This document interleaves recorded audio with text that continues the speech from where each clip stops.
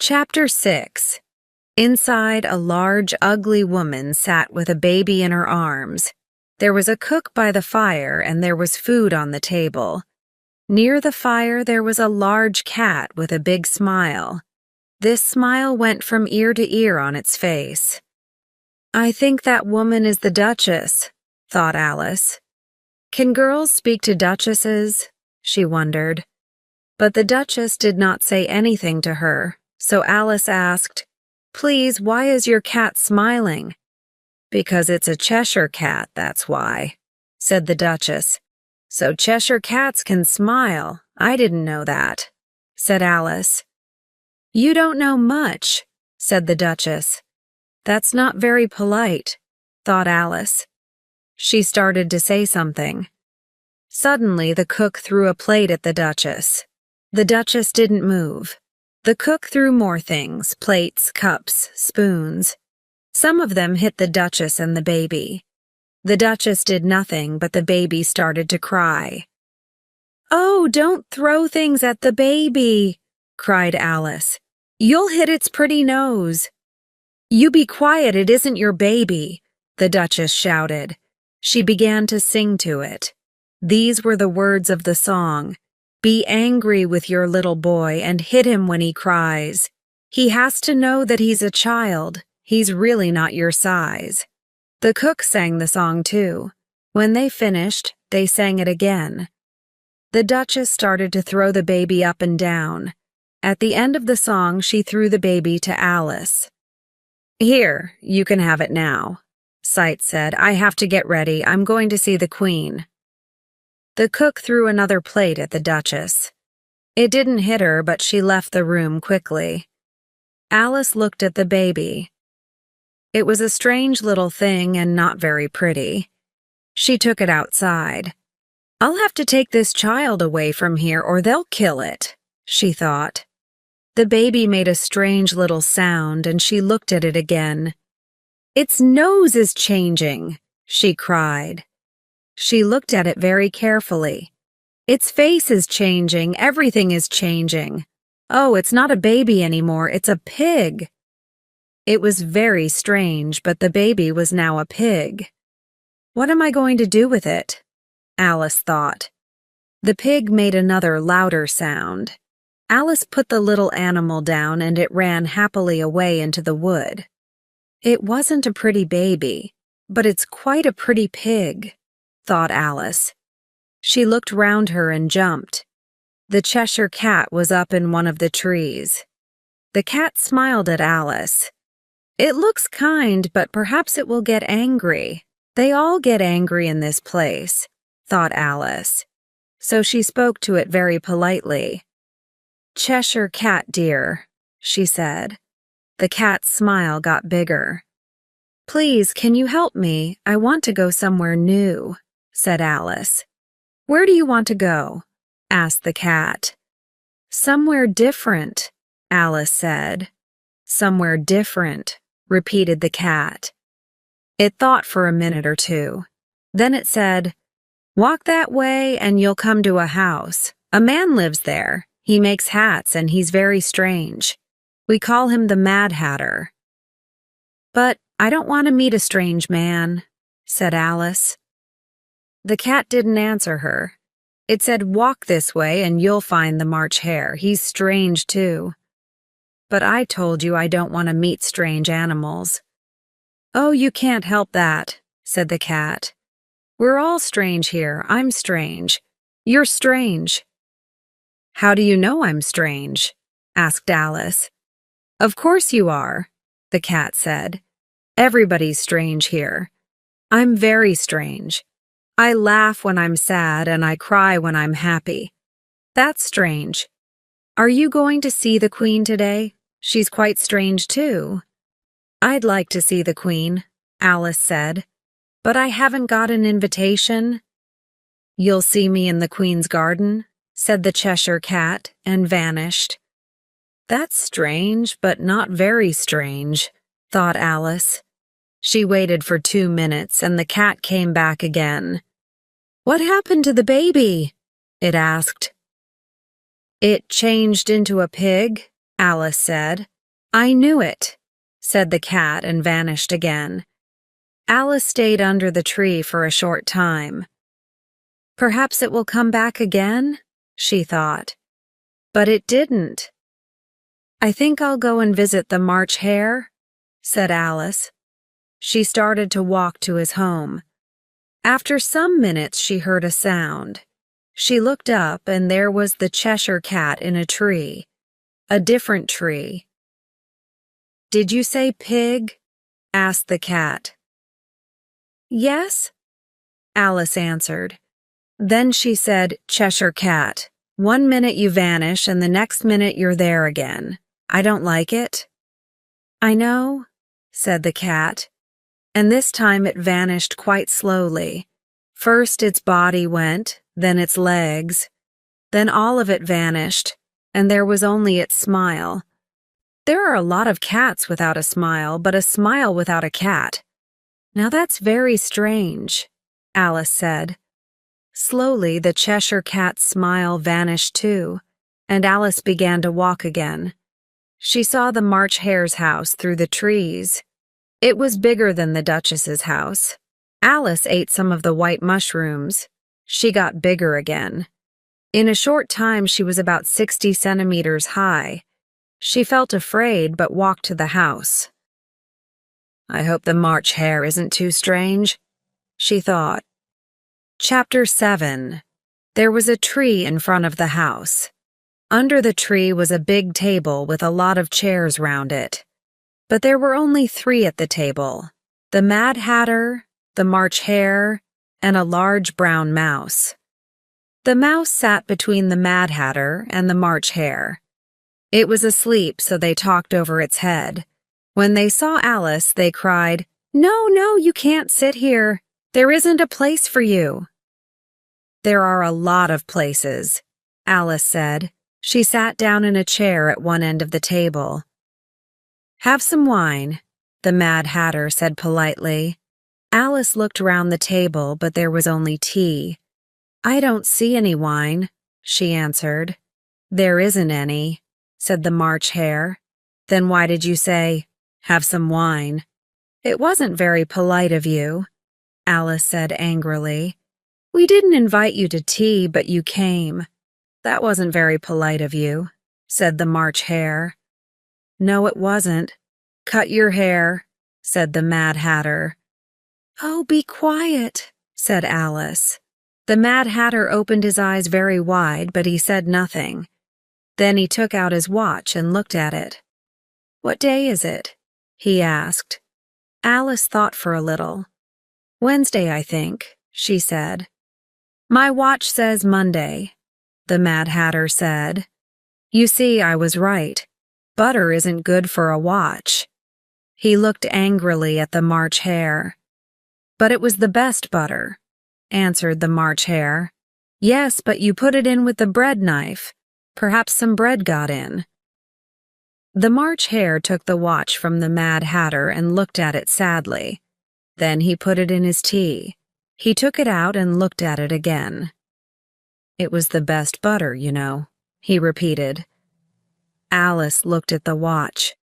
It's a strange watch, she said. It tells you the day, but it doesn't tell you the time. So, does your watch tell you the year? Asked the Mad Hatter. No, Alice answered, but it's the same year for a very long time. And my watch doesn't tell the time because it's always tea time. Alice thought about that. I don't really understand you, she said politely. She looked round the table. There were a lot of teacups on the table. We move from place to place, said the Mad Hatter. Don't you wash the cups? Asked Alice. No, we don't have time, said the Mad Hatter. Why not? Asked Alice. It's a long story, said the Mad Hatter. Time was my friend, you see, but he and I aren't friends now, so he doesn't do anything for me, and I don't have time for anything. I see, said Alice and smiled politely, but she didn't really understand. Oh, look, "The mouse is asleep again," said the Mad Hatter. He took his teacup and put a little hot tea on the mouse's nose. It woke up and started to sing. "Be quiet," the Mad Hatter said very loudly, and the mouse stopped singing. "Have some more tea," the March Hare said to Alice. "Thank you, but I haven't got any tea. So how can I have some more?" "You can have more," the Mad Hatter said. "You can have more than nothing."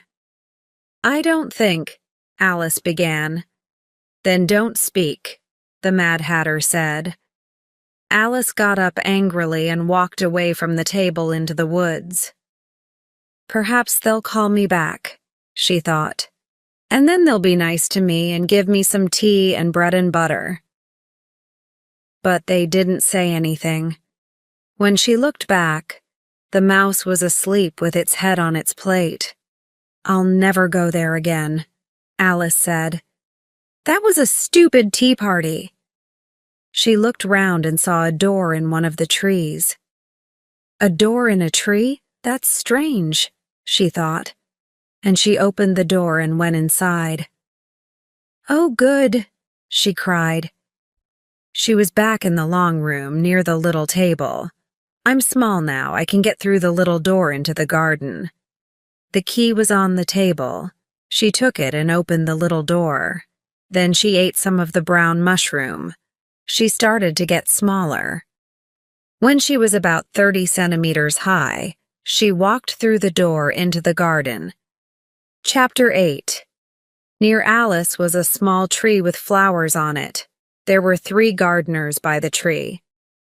"Be careful, 5, one of them said. "I'm always careful, 7, answered 5. Alice went to them. "What are you doing?" she asked. "We're making the flowers red," one of the gardeners said. "That's strange," thought Alice. "Why?" she asked.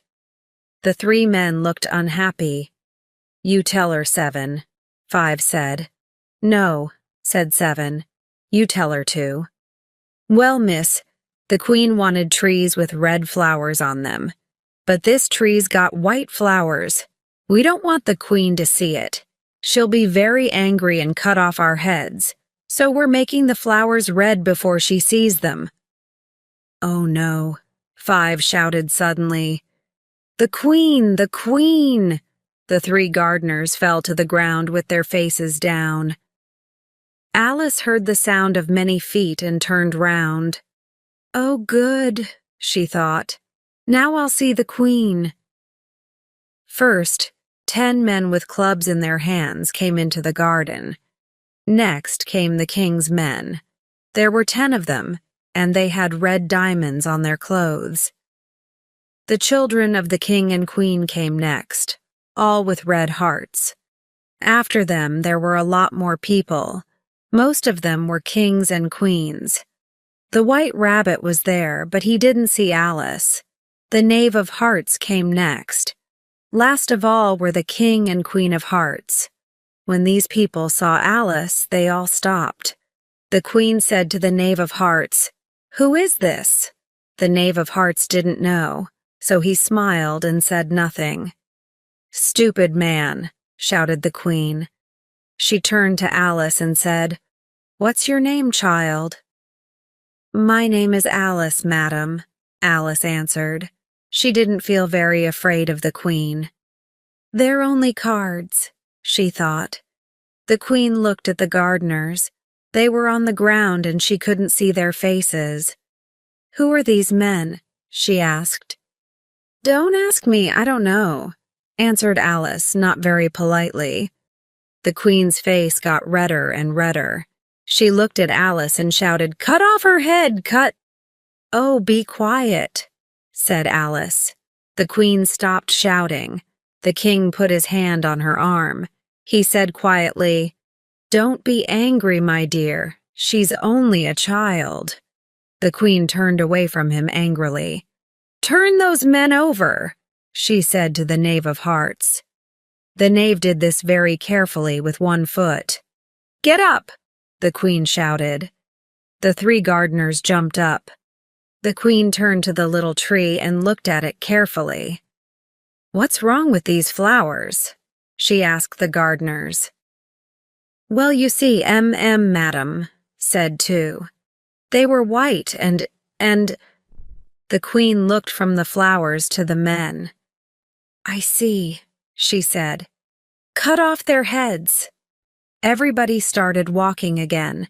The gardeners ran to Alice. "Help us!" they cried. Alice put them behind some trees. "Don't be afraid," she said. "They're not going to cut off your heads." The king's men looked for the gardeners but couldn't find them. "Are their heads off?" shouted the queen. "Yes, madam," shouted the king's men. "Good," shouted the queen. Everybody started walking again, and Alice walked with them. "It's a very fine day," somebody said. Alice turned round, and there was the White Rabbit next to her. "Very," said Alice. "Where's the Duchess?" "Quiet," said the rabbit, and looked all round him. Then he put his mouth near to Alice's ear. "They're going to cut off her head," he said. "Why?" asked Alice. "Did you say, 'Oh, no'?" asked the White Rabbit. "No, I didn't. I said, 'Why?'" "She hit the queen," the rabbit said. Alice started to laugh. "Quiet," said the rabbit again. "The queen will hear you. She hears everything. You see, the Duchess came late. When she arrived, the queen said—" Suddenly the queen shouted very loudly, "Cut off their heads!" "Who's going to lose their head now?" Alice wondered. She began to feel afraid. "The queen isn't angry with me now," she thought. "But it will happen. I would like to speak to somebody about it." She looked round. The White Rabbit wasn't there. She looked up. There was something above her head. "What is it?" she wondered. She watched for a minute or two. It was a smile. "It's the Cheshire Cat," she thought. "Now I can talk to somebody." "How are you?" the Cheshire Cat asked. Alice waited. She thought, "I won't speak to it before it has its ears, or perhaps one ear." In another minute, she could see its ears and eyes. "Do you like the queen?" the cat asked. "I don't," said Alice. But then she saw the queen. She was very near Alice. "She's wonderful," said Alice. The queen smiled and moved away. But the king saw the cat's head and came to Alice. "Who are you talking to?" he asked. "It's a friend, a Cheshire Cat," answered Alice. The king looked carefully at the cat. "I don't like it," said the king. "Well, I don't like you," said the cat. "That's not polite," said the king and got behind Alice. Alice said, "A cat can look at a king. I read that in a book, I think." "Well, this cat has to go," said the king. He called to the queen, "My dear, I don't like this cat." The queen had only one answer to problems. "Cut off its head," she shouted loudly. She didn't look at the cat. The king smiled happily. After a short time, there were a lot of people round the cat. There was the king and queen, and a man with a very long knife in his hand. "How can I cut off its head?" asked the man with the knife. "I can't do it, and I'm not going to." "Oh, yes, you are," said the king. "It's got a head, so you can cut it off." "Do something now, or I'll cut off everybody's head," said the queen angrily. "What do you think?" the king asked Alice. Alice thought for a minute. Then she said, "It's the Duchess's cat. Ask her about it." "Bring the Duchess here," the queen said. Then the Cheshire Cat's head started to vanish. Somebody came back with the Duchess. But now there was nothing above Alice's head, not an eye or an ear or a smile. The king looked for the cat for some time, but he couldn't find it anywhere. "Come for a walk, you dear thing," the Duchess said to Alice. She put her arm through Alice's and they walked through the garden. "She's very friendly to me," thought Alice. "Perhaps when the cook isn't there, she's nice. When I'm a duchess, I'm going to be kind to my children." "Are you thinking?" asked the Duchess. "You have to talk to me, you know." "All right," said Alice. She could hear the Queen at the other end of the garden. "Cut off her head! Cut off his head!" she shouted every 2 or 3 minutes. "Will they cut off your head?" Alice asked the Duchess. "Oh no, they never cut off anybody's head. The Queen likes saying it, but she never does it." Alice wanted to ask more questions, but they heard a cry. "The trial is beginning." "What trial is it?" Alice asked. The Duchess didn't answer and started to run. Her arm was in Alice's, so Alice ran too. Chapter 9. Alice and the Duchess followed everybody into a house with one very large room. The King and Queen were there. They sat on big chairs above all the animals and birds. All the cards were there too. Near the king was the white rabbit. He had a paper in his hand and looked very important. The Knave of Hearts stood in front of the king and queen. He stood between 2 men and his head was down. It was his trial. In the middle of the room was a table with a large plate of tarts on it. Alice found a place and sat down. She looked round. "I know a lot of the animals and birds here," she thought. She looked hungrily at the tarts. "I hope they finish the trial quickly," she thought. "Then we can eat the tarts." Suddenly the white rabbit cried, "Quiet, please!" The king looked round the room. "Read the paper," he said. The white rabbit stood up and read from a very long paper. "The Queen of Hearts, she made some tarts, one lovely sunny day. The Knave of Hearts, he took those tarts. He took them all away." "Cut off his head!" cried the Queen. "No, no," said the rabbit. "We have to call people into the room and ask them questions." "All right, then. Call the Mad Hatter," said the king.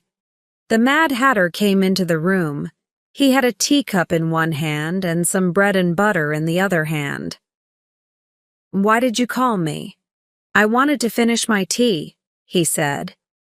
"When did you begin your tea?" asked the king. The Mad Hatter thought for a minute.